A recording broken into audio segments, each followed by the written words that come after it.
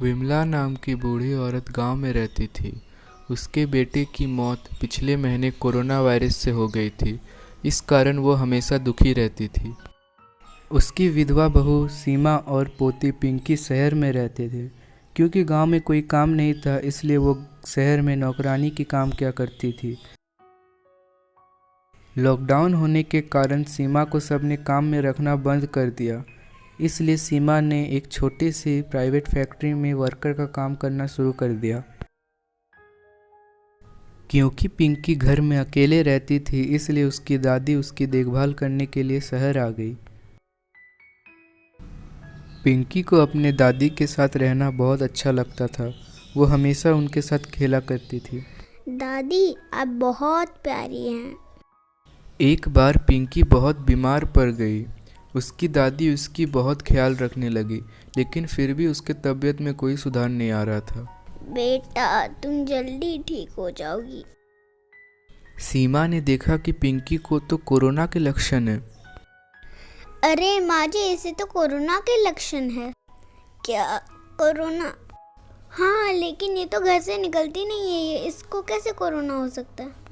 बेटी, मुझे लगता है कि इससे ना तुम्हारे वजह से कोरोना हो गया है। तुम बाहर काम करने जाती हो ना, इसीलिए। लेकिन मुझे तो कुछ नहीं हुआ। अरे तुम्हें नहीं पता, जिसका शरीर अच्छा होता है उसे कोरोना बीमार नहीं कर सकता। पिंकी कमजोर बच्ची है। पिंकी की हालत बहुत खराब होने लगी। उसे सांस लेने में तकलीफ हो रही थी। बेटा बेटा, हम तुम्हें अभी डॉक्टर के पास लेके जाते हैं। क्योंकि देश में लॉकडाउन था, इसलिए कोई भी टैक्सी नहीं मिल रही थी। सीमा ने डिसाइड किया कि वो पिंकी को अपने गोदी में उठा के ही हॉस्पिटल ले जाएगी। इधर हॉस्पिटल में अरे कोई है? अरे वाह भैया, ये तो कोई अमीर पार्टी लगता है। इससे तो मैं बहुत अच्छे से पैसे लूटूंगा। इसे 10,000 का ऑक्सीजन सिलेंडर 40,000 में बेचूंगा। हाँ हाँ डॉक्टर डॉक्टर, किधर हो? हाँ हाँ हाँ मैडम जी, बोलिए क्या चाहिए आपको। मेरे हस्बैंड बहुत बीमार है। ठीक है, हम उसे एडमिट कर लेते हैं। लेकिन आप एक काम कीजिए, पैसे लाइए, ऑक्सीजन सिलेंडर लेना पड़ेगा। एक ऑक्सीजन सिलेंडर का 40,000। ठीक है, तो मुझे 2 सिलेंडर दे दो। 2 सिलेंडर? अच्छा ठीक है मैडम जी।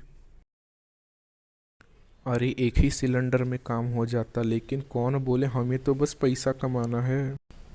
इधर सीमा अपनी बेटी को गोदी में उठाते हुए हॉस्पिटल में घुसने लगती है। अरे अरे अरे अरे भैया, कहाँ घुसे चले आ रहे हो? जाकर लाइन में लगो, देखते नहीं कितनी भीड़ है यहाँ पे। अरे अरे भैया, मेरी बेटी बहुत बीमार है।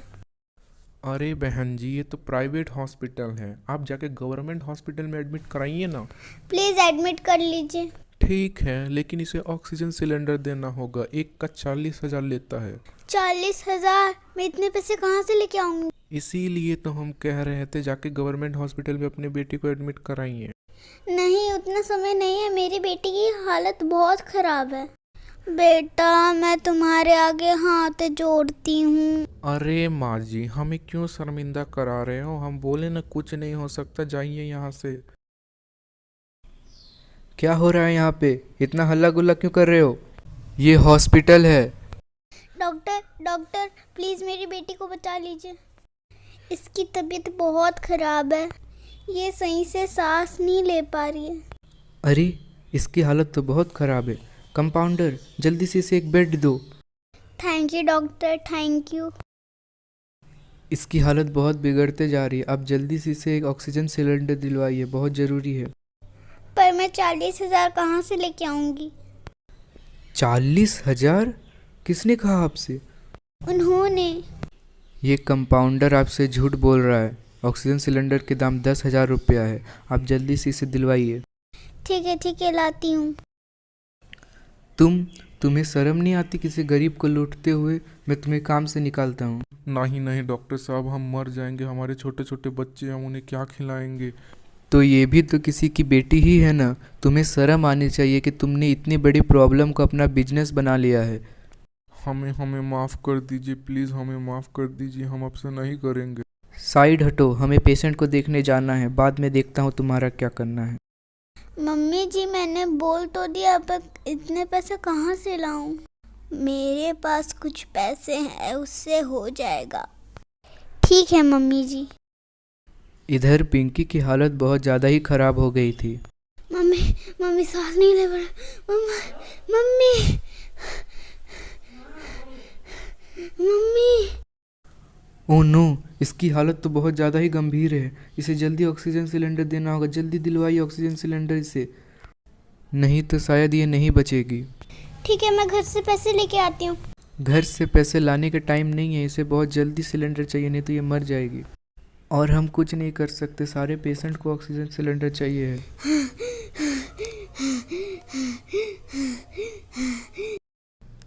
इधर पिंकी की शरीर में हलचल होना बंद हो गया।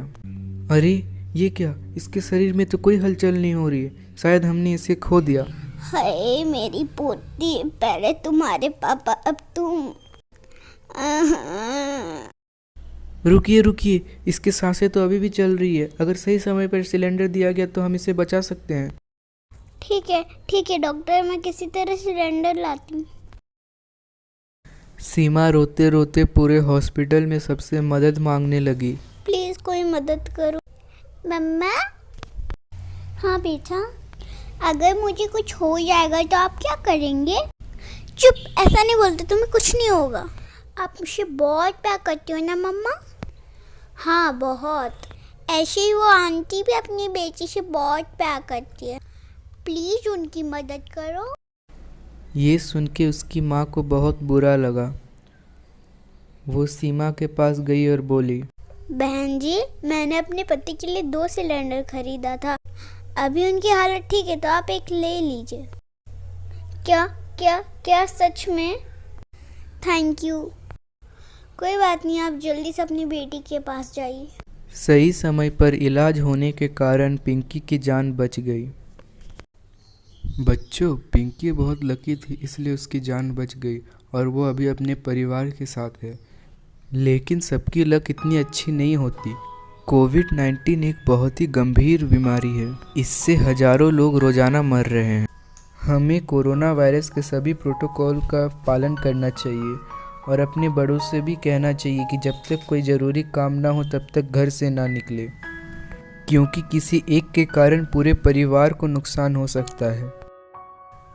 अभी भारत में कोरोना बहुत ही तेज़ी से अपने पैर पसार रहा है, इसीलिए हमें अपने घर से बिल्कुल नहीं निकलना है। याद रखें, कोरोना से डरना नहीं, लड़ना है।